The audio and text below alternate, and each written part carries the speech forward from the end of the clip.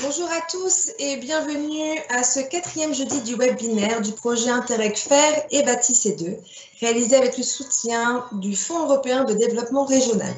Je suis Aurélie Régnier, chargée de projet au sein de l'Agence de développement d'urbanisme de la Sambre et je représente aujourd'hui tous les partenaires des projets. Le webinaire du jour portera sur le monitoring, isolation promise versus isolation effective. Le projet Faire et le projet Bâti C2 se sont associés à plusieurs projets.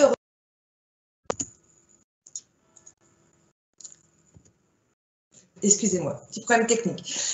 Donc, comme je le disais, le projet Faire et le projet Bâti C2 se sont associés avec plusieurs projets européens, comme Compétences sans frontières ou encore Objectif Bluestone, pour l'organisation conjointe de certains webinaires, dont voici la programmation. Ces webinaires invitent autant les professionnels que le grand public à voir et écouter plusieurs intervenants belges et français et à interagir avec eux via un chat de questions-réponses. Pour cela, vous trouverez sur votre écran en haut à droite un rectangle avec un point d'interrogation pour pouvoir poser vos questions. 3 solutions vous sont donc possibles. Notre collègue Marie en backstage pourra vous répondre en privé ou décidera de vous répondre, de faire son public, de publier votre question en public pour en faire profiter tout le monde. Certaines questions seront sélectionnées afin de les poser aux intervenants en fin de présentation. Il vous est possible donc de rester anonyme sur les questions ou d'inscrire votre prénom et votre nom. Nous vous demandons également, par rapport à ces questions, d'identifier l'intervenant à laquelle celle-ci s'adresse. Nous vous remercions. Avant de vous présenter donc les intervenants du jour, quelques mots sur les 2 projets Faire et Bâti C2. Le projet Faire, c'est un partenariat franco-belge regroupant Espace Environnement, le cluster éco-construction et également le Forum pour le versant belge, l'Agence de développement d'urbanisme de la Sambre, l'APES et le Compagnon des Tours de France pour le versant français.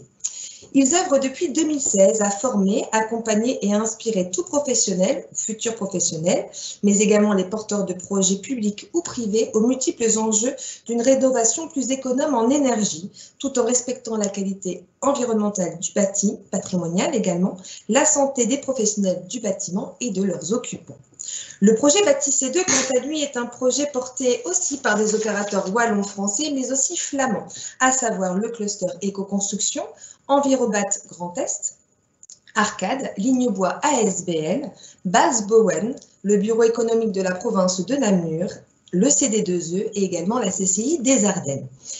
Ce projet a pour objectif de stimuler la construction biosourcée à travers le développement des circuits courts. Plusieurs actions sont mises en œuvre. Pour cela, le développement de l'offre et la diversification des petites et moyennes entreprises tout en structurant la filière écomatériaux de façon transfrontalière.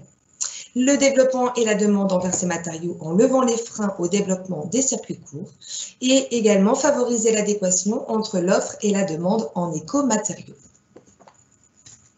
Nous allons maintenant vous présenter, je vais vous présenter nos intervenants du jour et vous présenter Monsieur Elorn Biteau. Bonjour Monsieur Biteau. Bonjour à vous.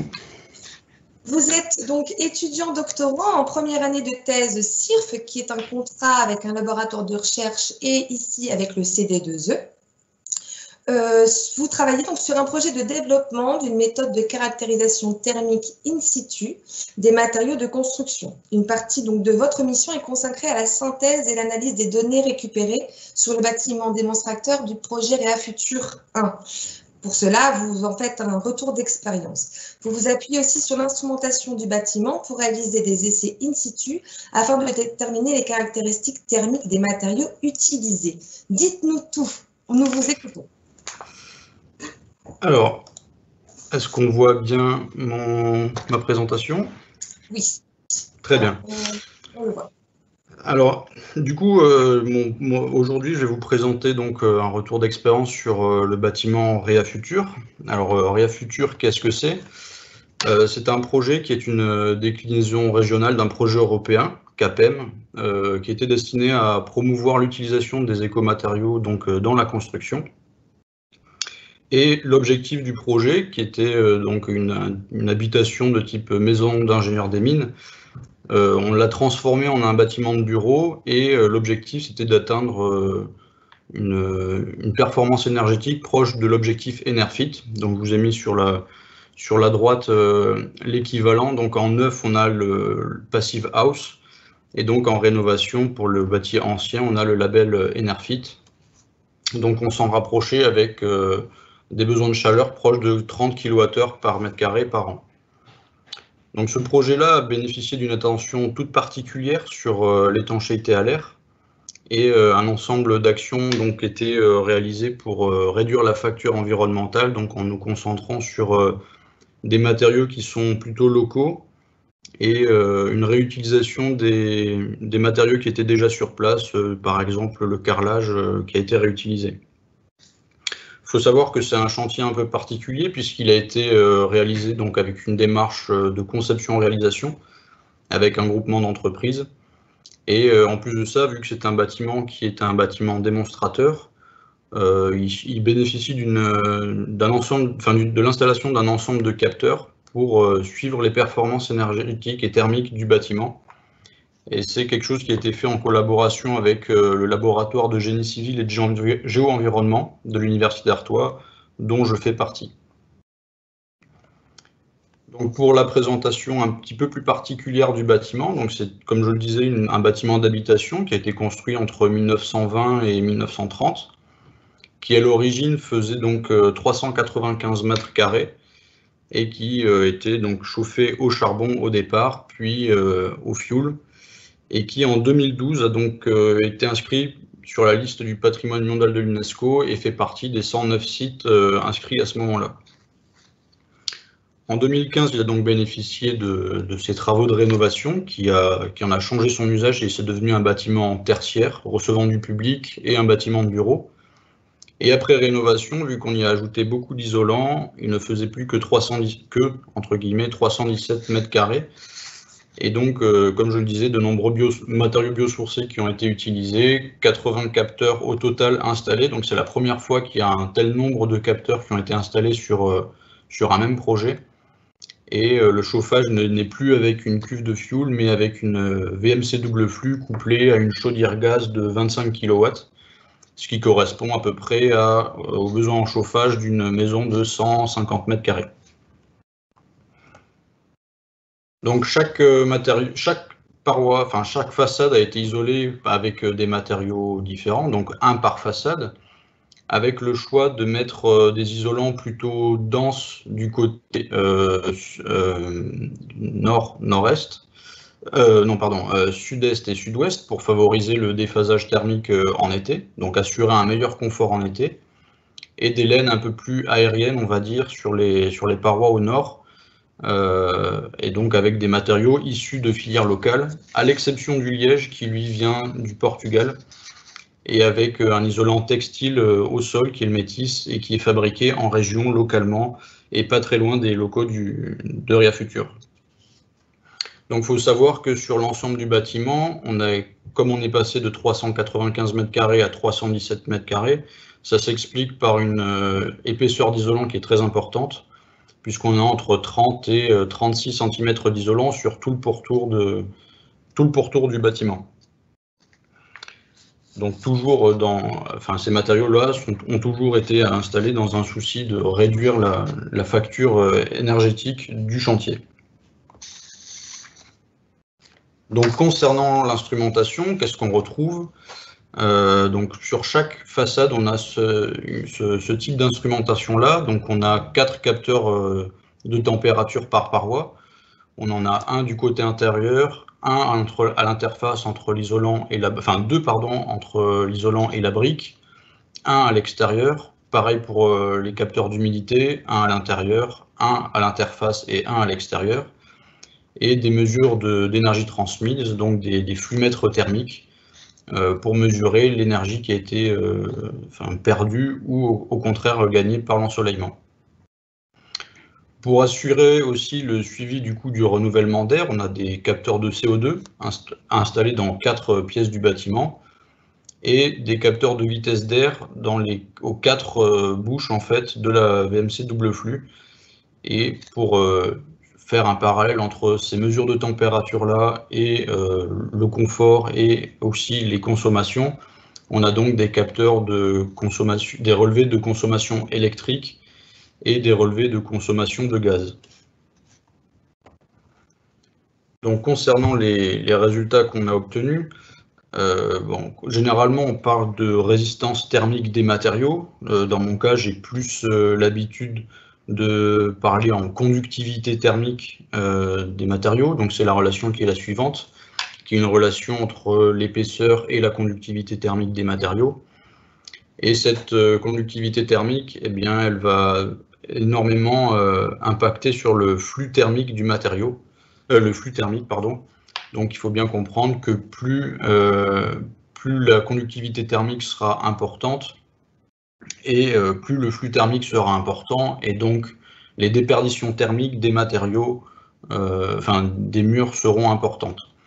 Donc comme on peut le voir sur le tableau que je fais apparaître à l'écran, il y a des écarts relativement importants entre les conductivités qui sont attendues, calculées par les constructeurs, et les conductivités effectives, celles que l'on retrouve donc in situ. Comme vous pouvez le constater, c'est une fourchette qu'on a, puisque les conductivités changent tout au long de l'année selon les conditions climatiques qu'il y a. Et la dernière ligne montre un comparatif entre donc ces isolants biosourcés, mais également une laine de verre qui a été installée sur un deuxième projet, qui est le projet ReaFuture 2, puisque comme on avait différents matériaux biosourcés, c'était assez compliqué de faire un comparatif du fait de leurs orientations différentes. Donc on a un deuxième projet qui est toujours en cours, qui est le projet ReaFuture 2, où là on va comparer des laines minérales classiques, donc comme la laine de verre, avec des matériaux biosourcés. Et comme vous pouvez le voir, la laine de verre, elle est tout aussi impactée que les autres matériaux, donc avec des écarts qui sont relativement importants. Donc pour ce dernier matériau, c'est un essai qui a été fait in situ peu de temps après la fin des travaux, donc le bâtiment n'a pas encore eu le temps de vivre, il n'y a pas encore eu autant d'impact que sur une durée de vie de 10 ans, par exemple, de laine de verre. Donc comment on peut expliquer ces différences-là? C'est bien simple. La première, c'est l'humidité qu'il y a dans les matériaux, puisqu'il y a des essais en laboratoire qui ont été faits et qui ont démontré qu'il y avait une très forte corrélation entre l'humidité qu'il y avait dans les matériaux et la conductivité thermique qui, du coup, de fait, était plus importante. Pour appuyer mes propos, je vais prendre l'exemple de l'essai qui a été fait sur la laine de verre, où on avait en volume propre, on va dire, seulement 3% d'eau dans le matériau, et vous pouvez le voir, la conductivité thermique était 2 fois plus importante que ce à quoi on aurait dû s'attendre. Donc la deuxième chose qui peut aussi impacter sur ces conductivités thermiques, c'est la mise en œuvre, puisque les matériaux peuvent être plus ou moins bien installés, plus ou moins bien posés, et surtout avec le temps, les matériaux vont avoir tendance à se tasser, et du fait de leur poids, ils vont être plus conducteurs, puisque ce qui fait office d'isolant au final, dans les laines minérales par exemple, c'est le fait qu'il y a beaucoup d'air à l'intérieur, c'est très aérien. Or là, quand il vient se tasser, on perd cette capacité-là à du coup isoler vraiment. Donc la relation qu'il y a, c'est qu'il y a plus il y a d'humidité dans le matériau, plus la conductivité sera élevée, plus la conductivité sera élevée, plus il y aura de consommation, et du coup l'impact sur la facture se fera ressentir très très vite. Donc quel impact ça va avoir en tout cas sur le bâtiment qui est le bâtiment ReaFuture? Comme vous pouvez le voir, on avait un objectif de 30 kWh par mètre carré par an. on est à 39 kWh par mètre carré par an. C'est un écart qui est relativement faible, mais qui peut être expliqué par deux facteurs principaux. Le premier, c'est une occupation du bâtiment qui est plus faible que celle qui avait été prévue pendant l'étude thermique. On avait prévu une cinquantaine de personnes, ponctuellement bien sûr, mais en tout cas une occupation plus importante. Et donc du coup, moins de personnes dans le bâtiment, ça veut dire moins d'apport interne, et du coup ça veut dire plus de chauffage pour compenser. Mais ça, donc ça, c'est la principale cause. Et la suivante, c'est forcément les conductivités thermiques qui, comme je le montrais précédemment, sont plus importantes que ce à quoi on devrait s'attendre. Voilà pour moi. Donc merci pour votre attention et place aux questions.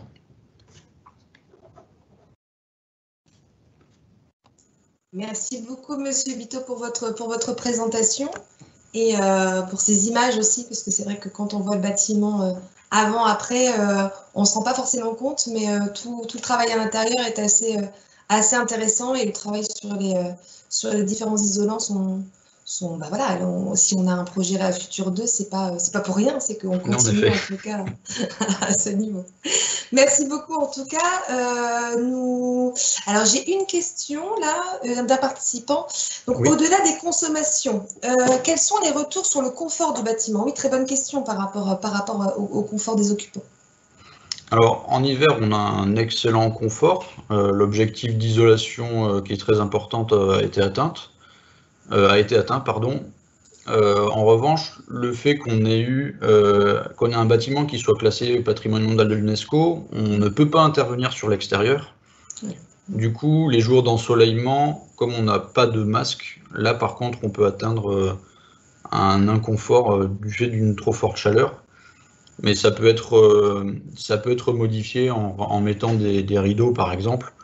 Ce qui n'a pas été fait. Mais en tout cas, en hiver, les retours sont plutôt bons et on a un excellent confort à l'intérieur, principalement en hiver, avec des surchauffes qui sont très très ponctuelles et qui sont dans le cadre du raisonnable, avec comme le PHPP, qui est donc l'outil qui a été utilisé, le prévoyait, on a un peu moins de 10% de surchauffe en été. D'accord. Et on parlait effectivement des différents capteurs, oui. Mais est-ce qu'on capte aussi les comportements dans le projet, Les comportements thermiques ou les comportements des occupants? Les deux. Les deux. Alors, le comportement des occupants, bien sûr, grâce au capteur de CO2 qu'il y a. Le CO2, c'est un très bon indicateur de l'occupation.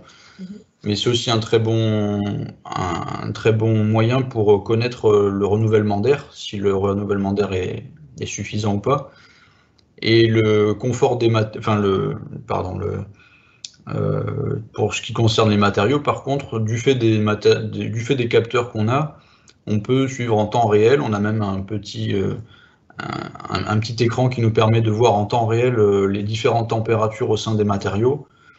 Donc, on a un suivi qui est assuré tant au niveau du confort que des caractéristiques thermiques des matériaux et de leur comportement thermique. D'accord. Vous parliez justement de l'air qui est renouvelé.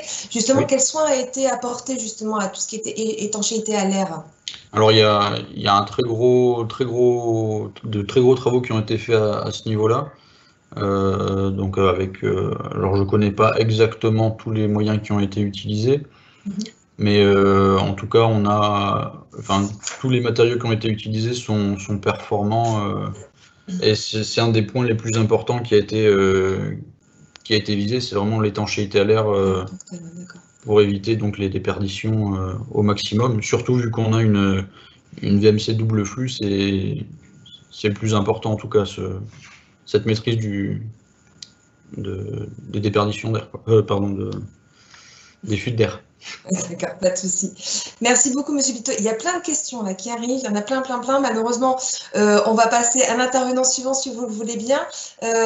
Pour les participants, pas d'inquiétude, hein, vos questions restent avec nous et on pourra les envoyer aux 3 intervenants ou vous pourrez les reposer vous en direct via mail. Donc, on vous explique tout ça en fin de présentation. Merci beaucoup, Monsieur Bito. Nous allons maintenant accueillir Monsieur Clément Castel. Bonjour, Monsieur Castel. Vous nous entendez? Bonjour Aurélie, bonjour à tous. Super. Monsieur Castel, vous êtes ingénieur énergéticien, donc vous êtes issu d'une formation, votre formation initiale en tout cas est dans la construction bois. Vous êtes associé au sein du bureau d'études Énergélio. Vous travaillez donc depuis plus de 11 ans sur tout type de projet passif, que ce soit des maisons, des bâtiments collectifs ou encore des écoles. Vous avez toujours à cœur d'emmener tous vos projets vers l'excellence énergétique, le standard passif, mais également sur la performance environnementale en faisant la promotion de la construction bas carbone.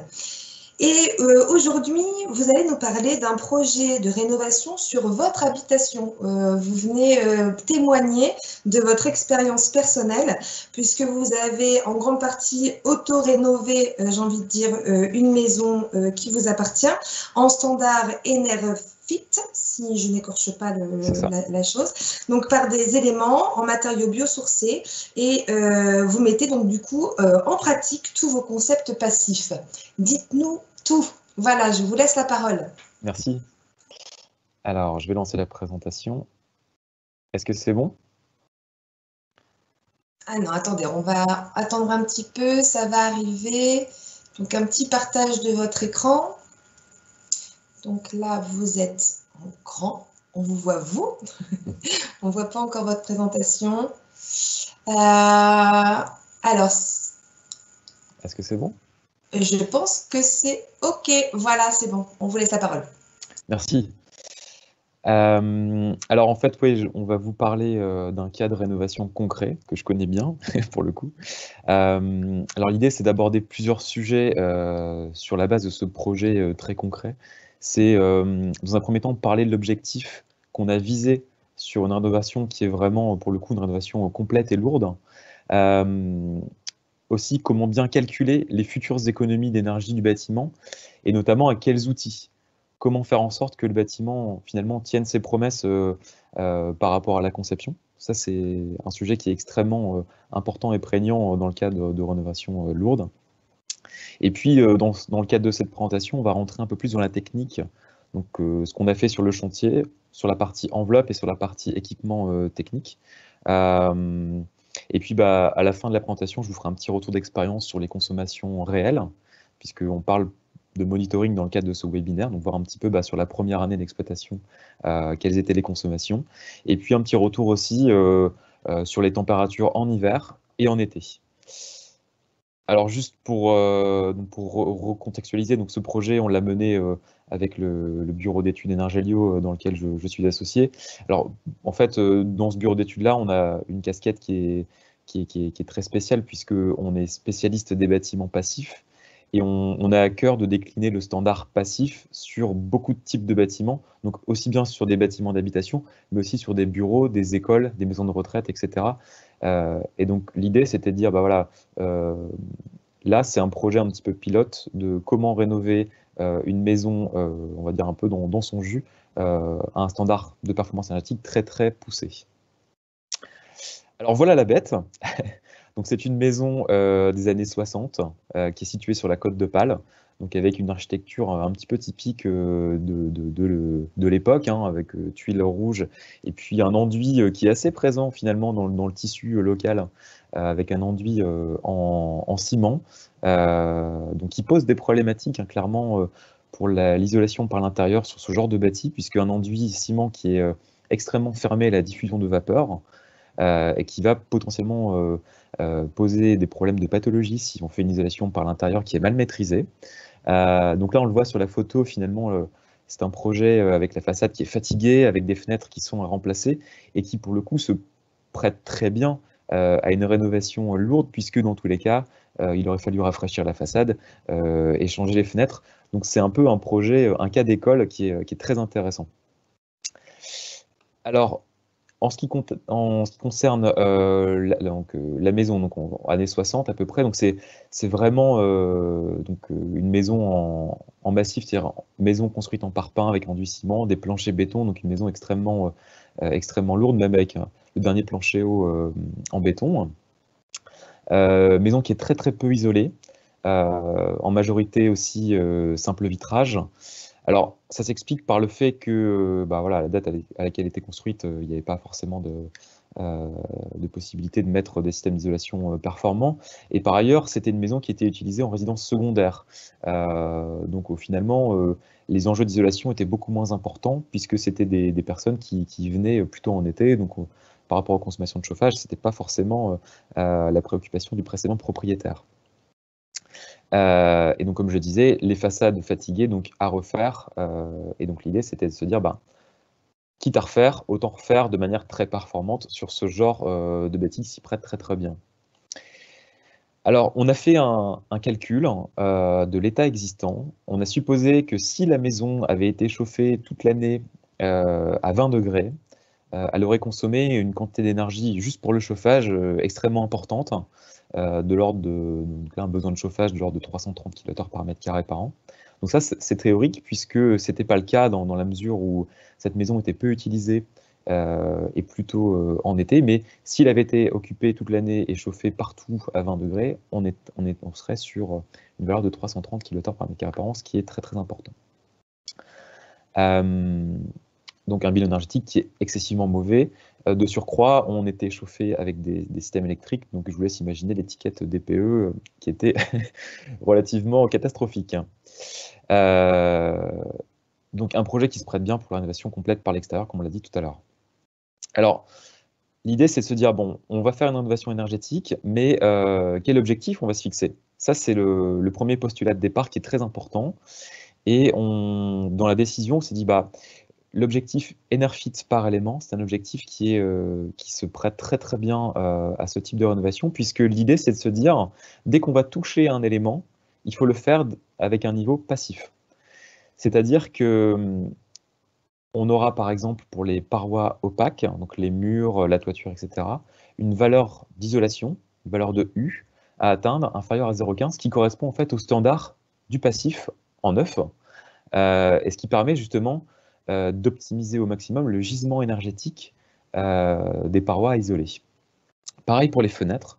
Donc pour les fenêtres, ça peut paraître un peu surprenant en rénovation, mais pour pouvoir atteindre une performance énergétique très élevée, ici, on est passé sur du triple vitrage, donc avec un UW inférieur à 0,85, donc ce qui correspond là pour le coup sur le projet à des menuiseries triple vitrage en bois aluminium. Obligatoirement, donc dans la démarche, l'idée c'est de récupérer un maximum de chaleur sur le système de ventilation. Donc un système de ventilation double flux à récupération de chaleur est demandé par le label et a toute sa pertinence dans le cadre d'une rénovation avec des valeurs de U qui sont très élevées. Et bien évidemment, en lien avec un système de ventilation récupération de chaleur, le besoin d'atteindre une excellente étanchéité à l'air. Donc là, qui est un petit cran au-dessus en fait qu'un bâtiment passif neuf, mais qui est extrêmement ambitieux aussi, puisque on est sur une étanchéité inférieure à 1 volumeur, ce qui correspond à peu près à un facteur 3 par rapport à un bâtiment, on va dire une maison RT 2012, donc ce qui reste très finalement très ambitieux. Et des consommations totales qu'il ne faut pas dépasser. Donc en fait, sur le PHPP, dans la méthode de calcul Enerfit, on va prendre en compte l'ensemble des consommations de la maison et ne pas dépasser un certain niveau de consommation, donc au global, à la différence des moteurs de calcul réglementaires qui ne prennent en compte qu'une certaine partie du périmètre des consommations de la maison. Alors, la question qu'il faut se poser aussi, c'est donc la méthode de calcul qui va être utilisée. Donc nous, et Lorne en a parlé juste avant, dans le cadre de Réa Futur, mais nous, on est exactement dans la même démarche, c'est-à-dire qu'on va utiliser un outil de calcul qui tient ses promesses. Alors je m'explique, un outil de calcul qui permette de coller à la réalité des futures consommations du bâtiment. Et cet outil en fait qu'on utilise et que nous on utilise au quotidien, c'est le PHPP, donc c'est le Passive House Planning Package, qui est un outil en fait qui est adapté pour concevoir des bâtiments passifs, mais pas que en fait. Il est aussi très adapté pour calculer des consommations d'énergie sur les bâtiments existants et aussi en rénovation. Il a la particularité d'être extrêmement précis sur le comportement réel en fait, des bâtiments. Et aussi, c'est un outil qui est accessible et beaucoup plus transparent que les outils réglementaires.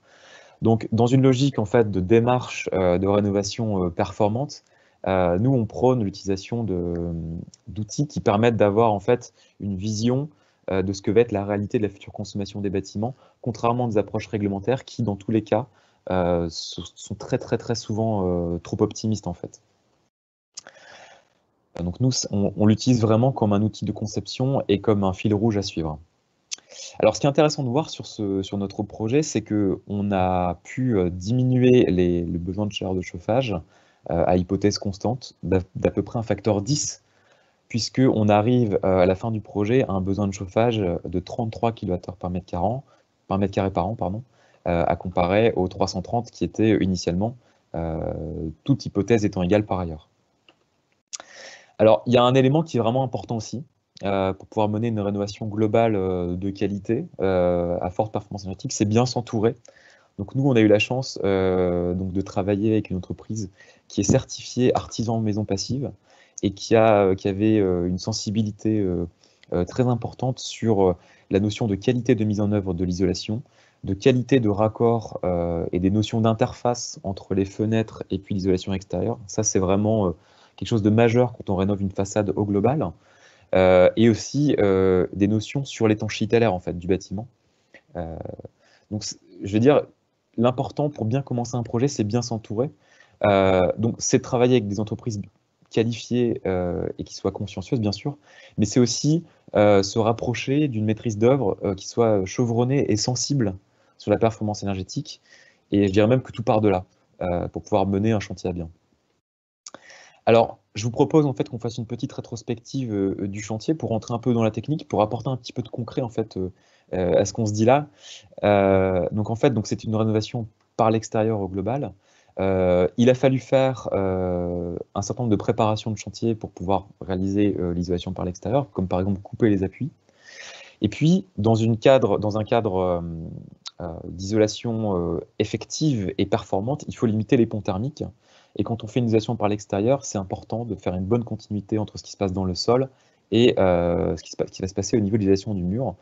Donc là, sur le projet, on a creusé en fait jusqu'à la fondation de la maison pour pouvoir faire une sorte de bouclier thermique en partie basse, pour pouvoir finalement faire ce qu'on appelle une isolation périmétrique avant de démarrer l'isolation par l'extérieur, pour pouvoir traiter vraiment l'interface entre ce qui se passe au niveau du sol et l'ITE. Donc voilà un petit peu la préparation de chantier. Donc on a travaillé exclusivement avec des matériaux biosourcés, donc ici de la fibre de bois avec un enduit à la chaux. On a travaillé avec la société Matériaux Naturels des Flandres, qui est une société franco-belge, qui s'intègre bien dans un projet comme le projet FER. Donc notre objectif, c'était d'avoir une innovation qui soit aussi attentive aux matériaux utilisés. Donc on voulait vraiment travailler avec un maximum avec des matériaux biosourcés, ce qui est un petit peu plus compliqué quand on est en isolation périmétrique, donc isolant sur la partie enterrée, où là on n'a pas beaucoup de choix sur les matériaux. Une particularité en fait de préparation de chantier pour le traitement de l'étanchéité à l'air. Donc en fait on a réparé l'enduit extérieur béton, puisqu'en fait c'est cet enduit qui va nous servir de plan d'étanchéité à l'air sur lequel on va raccorder les fenêtres pour pouvoir avoir vraiment une peau continue et atteindre notre objectif des 1 volumeur. Donc c'est pour ça qu'on voit qu'il y a des réparations qui sont faites là sur la photo. Et ensuite, gros avantage de la rénovation par l'extérieur, c'est qu'on va venir appliquer les fenêtres directement depuis l'échafaudage sans devoir enlever les fenêtres à l'intérieur. Donc c'était ce qui est très intéressant puisque on a pu réaliser ce chantier en milieu occupé. On habitait dans la maison. Donc vous pouvez changer vos fenêtres et faire une rénovation performante sans forcément avoir un chantier ouvert aux 4 vents. Donc ça, c'était aussi le côté intéressant. Voilà pour la suite. Donc isolation en 240 mm de fibre de bois, donc avec des détails soignés au niveau des fenêtres et des raccords avec l'isolation.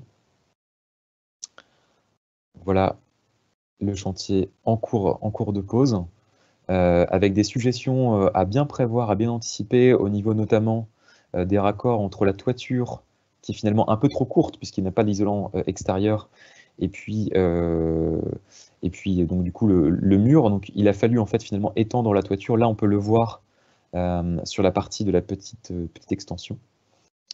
Donc des détails à bien travailler finalement en amont avec votre maître d'œuvre. Pour ce qui concerne en fait l'isolation des combles, on a travaillé avec une isolation horizontale, encore une fois avec un matériau biosourcé, donc qui présente l'avantage d'avoir de bonnes caractéristiques thermiques, d'avoir un faible impact environnemental. Donc là, c'est un isolant qui n'est pas très connu, mais qui je trouve très intéressant, qui s'appelle le thermojute. Et en fait, c'est des sacs de jute donc, qui servent à transporter le café et le cacao, qui arrivent en fin de vie, en fait, sont broyés et transformés en isolant. Donc c'est facile à poser, ça gratte pas, ça sent bon. Voilà, c'est vraiment. Et je pense que la dégradation du lambda, pour faire un petit lien avec la plantation des lornes, est certainement moins importante que sur des laines de verre qui sont pour le coup moins denses. Test d'étanchéité à l'air, bien entendu au niveau du clos couvert pour pouvoir atteindre l'objectif d'étanchéité à l'air fixé, qui est vraiment un objectif très important dans le cas de l'Enerfit par élément. Réalisation de l'enduit à la chaux, qui permet de retrouver un aspect esthétique intéressant sur la maison. Et donc avec tout ça, donc, quand on a travaillé l'enveloppe, il faut maintenant travailler la technique. Donc ici, en fait, dans le cadre de la rénovation, le parti pris, c'était de dire de partir sur un système compact, donc, qui est un système qui permet de tout faire, c'est-à-dire qui fait la ventilation double flux. Donc on voit ici le gros échangeur, donc le losange ici, c'est l'échangeur thermique, qui fait donc également le chauffage, la préparation de l'eau chaude sanitaire, et qui permet en fait dans un espace finalement assez réduit, de la taille d'un frigo finalement, de combiner toutes ces fonctions. Alors c'est intéressant en rénovation puisque ça consomme pas beaucoup de place par rapport à des systèmes éclatés un peu plus traditionnels. Donc ça c'est un produit qui est distribué par le fabricant Geco qui est situé à Strasbourg, qui nous a accompagnés également pour la mise en œuvre technique de ce genre de produits qui sont plutôt innovants et qui sont plutôt finalement dédiés vraiment aux bâtiments très performants, type maison passive, etc. Alors, qui dit rénovation avec ventilation double flux dit tuyau. Donc, création de faux plafonds qu'il faut pouvoir anticiper. Et donc, du coup, là, on a travaillé avec des tubes en polyéthylène qualité alimentaire, antistatique, pour pouvoir minimiser les hauteurs de faux plafonds dans l'ensemble des pièces. Donc là, plutôt des faux plafonds en pièces humides, donc là, future salle de bain. Et puis, création de placards techniques pour pouvoir passer en fait l'ensemble des équipements techniques nécessaires, donc les caissons de distribution, tout ce qui est atténuateur également acoustique pour garantir une parfaite acoustique de la ventilation double flux. L'acoustique étant un enjeu majeur hein, sur l'installation de ventilation double flux dans le cadre de rénovation. Voilà. Oui. Excusez-moi, Monsieur Castel, je vais un peu mettre du temps, donc je vais être. Ouais. Vous étiez à la fin. Je me dépêche. Donc voilà le projet rénové. Et juste pour faire un petit retour sur les consommations, on est très content puisque donc ce que prédisait le PHPP, on était un petit peu au-dessus de 104 kWh par mètre carré par an, donc ce qui correspond à peu près 5200 kWh au compteur, ce qu'on a acheté finalement à Enercop. Et donc du coup, pour faire le lien par rapport à ce qu'on disait, le calcul en fait tient ses promesses et est même plus conservateur que ce qu'on a pu relever, même sans la voiture électrique là qui présentait à peu près 14 kWh par mètre carré par an. Voilà. Et en termes de retour sur les températures, très rapidement, en été, avec l'inertie de la maison, on était extrêmement confortable avec une température aux alentours de 24,5 quand il faisait 35 dehors. Et en hiver, quand il faisait 5 degrés dehors, on était à plus de 20 degrés. Donc vraiment un retour d'expérience sur les températures extrêmement confortable. Voilà. Confort, on est bon, quoi. On est bon. Justement, ça répond à certaines questions, car les questions n'arrêtent pas, ça n'arrête pas. On en a sélectionné quand même, donc on est un petit peu en retard, donc on a quand même, je vais quand même sélectionner 2 questions à vous poser. La première, c'est est-ce qu'on peut avoir une idée du coût au mètre carré de la rénovation énergétique seule, mais sans les aménagements intérieurs? Alors, c'est un petit peu difficile parce que nous, en fait, on a fait un budget au global. Alors, le budget au global, je peux vous en parler. Alors, on a fait pas mal d'auto-construction puisque toute la partie intérieure, c'est nous qui l'avons réalisé. Globalement, on était à peu près sur un ratio de 1 000 € du mètre carré TTC. Donc là, c'était une maison qui fait 130 mètres carrés. Donc pour une rénovation vraiment globale, hein, de fond en comble, sur laquelle, pour le coup, pour la partie intérieure, on avait moins de main-d'œuvre, puisqu'on a mis beaucoup la main à la pâte. Mais l'ordre de grandeur, c'est à peu près ça. Ok, d'accord. Et autre question de François, quel est le type d'isolation enterrée qui a été retenu? Alors, on est parti sur une isolation, donc c'est un polystyrène graphité. Pour le coup, on n'a pas réussi à trouver un matériau écologique avec une performance équivalente. Donc c'est un produit qui s'appelle Periboard de chez Knauf, donc qui permet, en fait, on le voit sur la photo, d'avoir une face extérieure qui est un parement bois cimenté, qui permet d'être peint. Donc là, il a été peint en couleur ardoise en partie basse. Donc c'est un produit qui, pour le coup, est pas mal adapté au traitement des soubassements. D'accord. Je suis désolée, hein, monsieur Cassel, il y a énormément de questions vous concernant, mais une qui vient de m'arriver et que je trouve vraiment très intéressante. Et si c'était à refaire? Alors, si c'était à refaire, je pense qu'on testerait peut-être d'autres systèmes techniques, peut-être avec des systèmes de pompe à chaleur géothermique, enfin des choses sur lesquelles on peut s'amuser un peu plus. Globalement, à refaire, on referait forcément avec des matériaux écologiques, parce que c'était vraiment une découverte personnelle et on a été vraiment enchanté par on va dire la qualité des matériaux et puis finalement le retour d'expérience qu'on a, voilà, le confort thermique d'été, d'hiver. Donc on referait la même chose sur les choix d'enveloppe. Mais si c'était à refaire, je pense qu'on aimerait bien peut-être faire des caissons avec un remplissage paille pour la prochaine. D'accord. Bon, eh bien, rendez-vous dans quelques années alors pour cette nouvelle présentation. Merci beaucoup, monsieur Castel. Je suis désolée, mais voilà, on va passer à notre troisième intervenant que je suis heureuse d'accueillir. Bonjour, monsieur France. Vous nous entendez?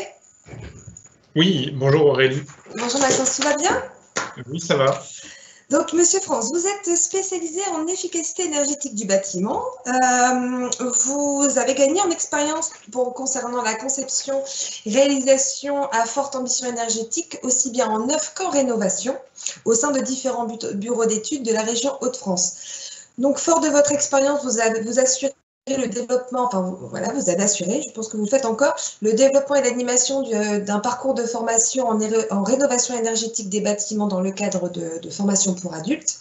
Depuis 2018, vous accompagnez les collectivités et les acteurs de la rénovation dans leur éco-transition. Vous êtes notamment responsable du développement du projet Apogée, avec l'objectif de construire une offre de garantie de performance énergétique en rénovation de maisons individuelles. Nous sommes très contents de vous avoir aujourd'hui et de vous écouter, puisqu'il y a déjà beaucoup de questions sur le sujet. Donc voilà, on vous écoute. Merci à vous.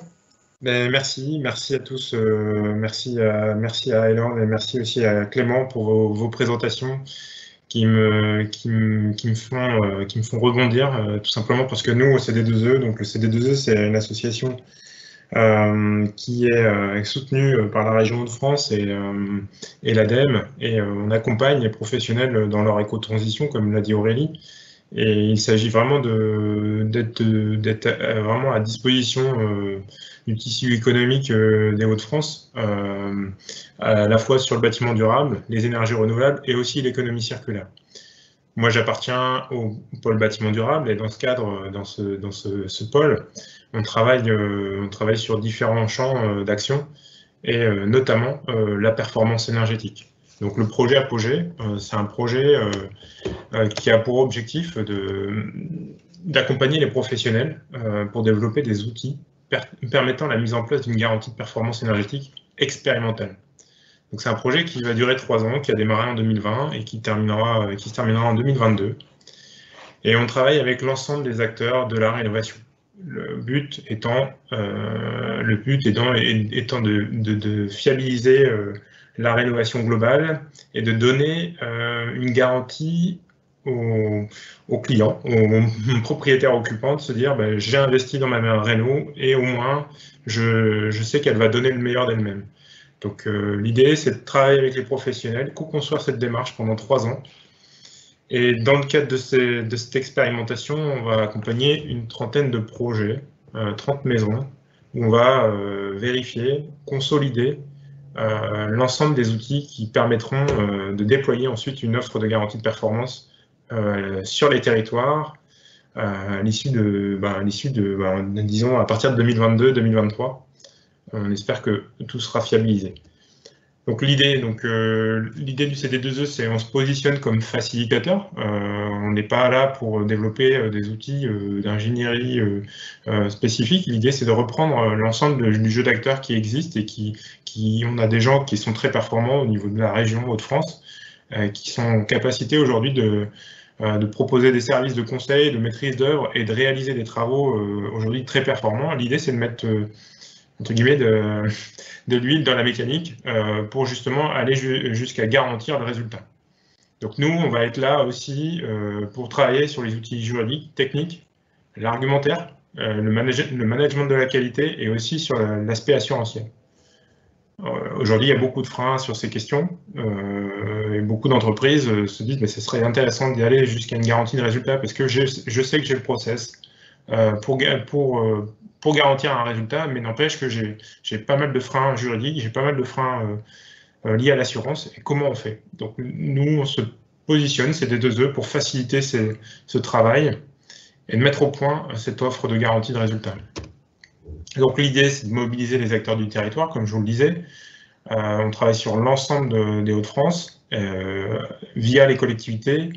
En parallèle, on travaille aussi avec les conseillers FR au niveau des guichets uniques de l'habitat pour détecter des projets éventuellement qui seraient intéressants. On travaille avec l'ensemble des AMO, des assistants à maître d'ouvrage, des auditeurs, mais aussi avec le service public de l'efficacité énergétique, les délégataires ANA et également les entreprises de rénovation pour ne pas les oublier et les maîtres d'œuvre. C'était important de préciser l'ensemble des acteurs parce que la garantie de performance, c'est vraiment elle sera réussie si et seulement si l'ensemble des acteurs se mobilisent. C'est vraiment un jeu d'acteurs, c'est pas une question de technique, c'est vraiment un jeu d'acteurs qu'il faut consolider et faciliter. Donc l'idée, c'est de démarrer on a été un peu perturbé dans le phasage de cette expérimentation avec la crise sanitaire, mais l'idée, c'est de lancer un appel à manifestation d'intérêt au 4e trimestre 2020, où on organiserait des groupes de travail conseillers, groupes de travail maître d'œuvre, groupes de travail entreprise de rénovation, pour co-construire la démarche. L'idée, c'est pas d'imposer des règles, c'est vraiment de définir ce qu'est la garantie pour les professionnels et de le faire ensemble. Bien sûr, nous, on apportera les briques juridiques, les briques assurantielles pour lever l'ensemble des freins. On va organiser des ateliers autour de cette thématique avec des points précis et parallèlement à ça, on organisera donc des clubs d'entreprise, un club d'entreprise avec 2 groupes de travail, groupe de travail maître d'œuvre, groupe de travail entreprise, justement où on réfléchira à consolider cette offre. Donc les partenariats, nous aujourd'hui, on pense qu'il y a vraiment un travail à faire d'un point de vue juridique. L'objectif, c'est de réaliser un contrat de performance énergétique robuste. Quand je dis robuste, tout simplement qui est utilisable dans la plupart des cas. L'idée, c'est aussi de mettre le maître d'ouvrage dans ce contrat. On sait bien que la partie comportementale a un impact, mais tout dépend aussi de comment on réalise les calculs. Et comme l'a dit Clément, comme l'a dit Elorn juste avant, on va devoir faire des choix avec les groupes de travail, des choix sur les modèles prédictifs des consommations d'énergie. Et donc ça, le CD2E ne pourra pas décider tout seul, c'est vraiment, encore une fois je le dis, mais on est vraiment dans une démarche partenariale.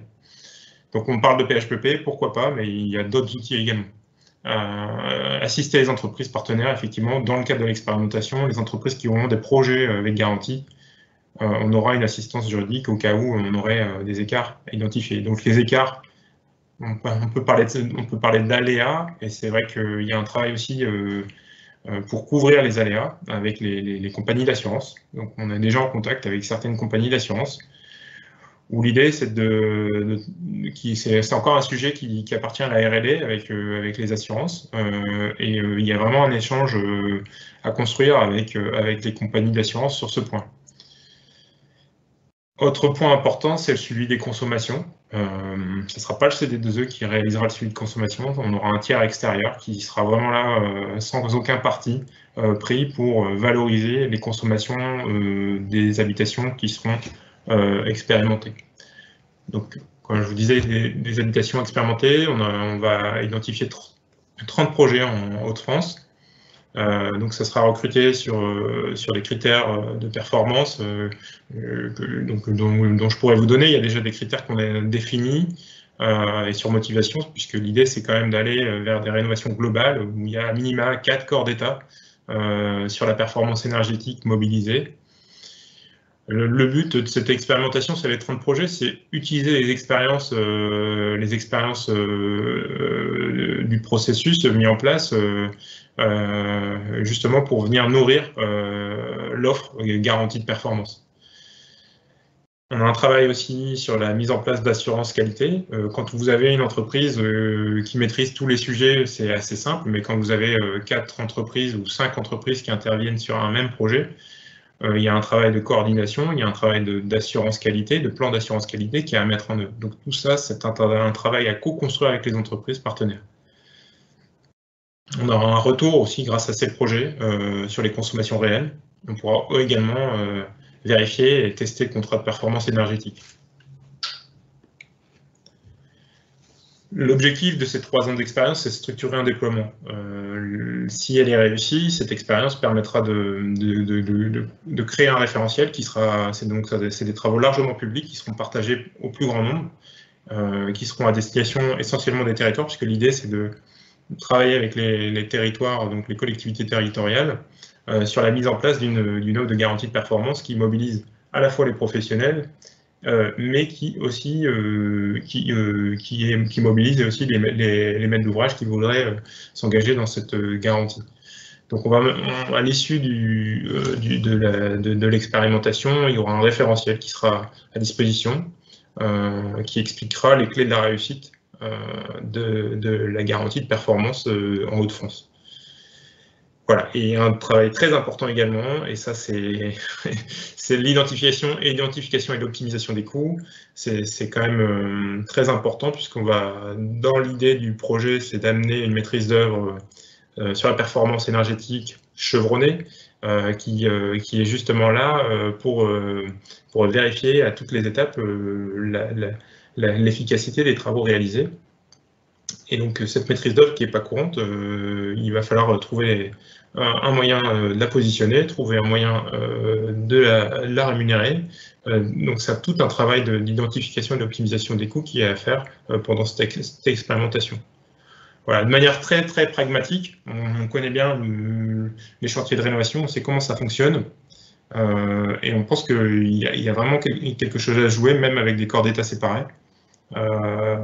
Et on a alors la ferme ambition de réussir ce pari d'apporter une garantie au maître d'ouvrage.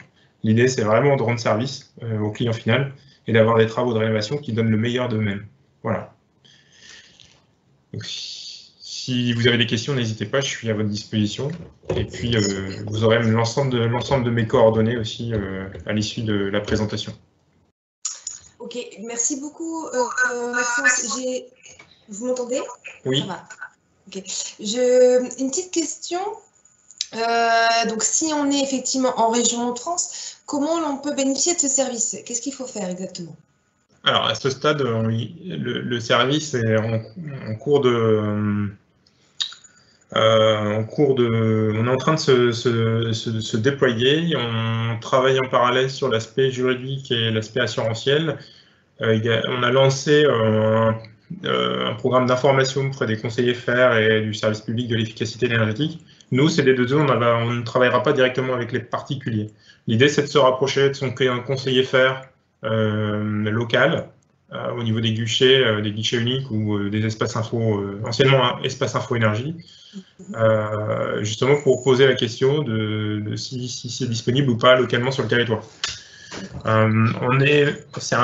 il est un peu tôt aujourd'hui pour bénéficier du service, mais quand on connaît les délais de décision pour mener à bien un projet de rénovation, ça vaut le coup dès aujourd'hui de se renseigner. Il n'y a pas de souci, on pourra déjà répondre aux différentes sollicitations et de voir comment on peut accompagner les projets. L'idée, c'est vraiment de démarrer un accompagnement en back-office. Nous, c'est des 2E avec les professionnels dès janvier 2021. D'accord, ok, très bien. J'ai juste une question encore. Dans justement le projet Apogée, quelle est la place que l'on accorde aux gestes et comportements dans l'usage d'une maison et de leur impact sur la consommation? Alors, pour tout vous dire, on n'est pas du tout...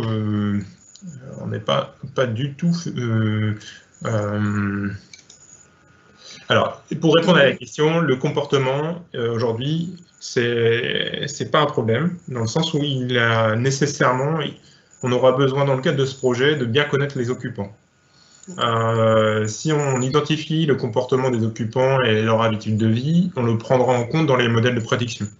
Il ne s'agit pas d'imposer aux gens des modèles de vie. Et de faire comme ci, de faire comme ça. Voilà, c'est plutôt dites-nous comment vous vivez, on vous dira combien vous consommez, c'est plutôt ça. D'accord. On n'est pas du tout dans une obligation de comportement. D'accord. Ok. Bon, bah, vivement alors les résultats. Voilà. Il y a encore, voilà, il y a eu beaucoup de questions que l'on va inviter en fait les participants à donc soit vous reposer par mail, donc avec l'adresse mail que l'on va leur communiquer, ou de compiler et de leur répondre directement effectivement via ce chat. Merci beaucoup Monsieur France, merci Maxence, merci Elorn, merci Clément pour votre intervention. Ça a été vraiment très riche. Je pense que c'est un premier webinaire, mais qui, en tout cas, j'espère, parce qu'il y a eu pas mal d'interactions à ce niveau, mais qui va faire peut-être ressurgir d'autres webinaires sur le sujet, en tout cas. On sera à l'écoute et on relaiera si effectivement il y en a sur cette thématique du monitoring isolation. Un grand merci à vous d'avoir justement joué ce jeu du webinaire de notre côté, d'avoir répondu présent et de votre collaboration. Un grand merci à vous. Merci. Merci. Alors, en ce qui nous concerne, sachez que ce webinaire d'aujourd'hui sera relayé sur nos différents sites internet, autant sur celui de FAIR que sur celui de Bâti C2 et également sur notre page YouTube que vous pouvez retrouver également sur notre site internet. Voilà, donc ça sera bientôt en ligne pour le revoir en replay autant de fois que vous le voulez. Nous allons faire une petite pause estivale et nous vous invitons à nous retrouver ce jeudi 27 août de 11h à midi. Et cette fois-ci, nous parlerons dans ce 5e jeudi du webinaire de l'auto-réhabilitation accompagnée, une nouvelle façon de vivre un projet de rénovation. Nous aurons le plaisir d'accueillir... Hop, voilà, en grand écran, c'est mieux. D'accueillir Madame Olivia Ruel-Malfait, donc qui est propriétaire et qui a rénové aussi de son côté son habitation et qui a fait appel à cet accompagnement.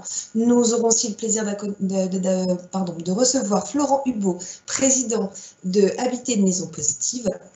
Damien Magnier, chargé de développement et prévention de Toreana Habitat, et Franck Mathieu, coprésident de la FEDAC. Donc, comme je le disais, n'hésitez pas à nous retrouver sur nos différents réseaux, que ce soit sur nos sites web, page Facebook ou page YouTube. Et je vous souhaite à tous, je pense avoir été dans les temps et d'avoir respecté tout le timing, et ça c'est chouette.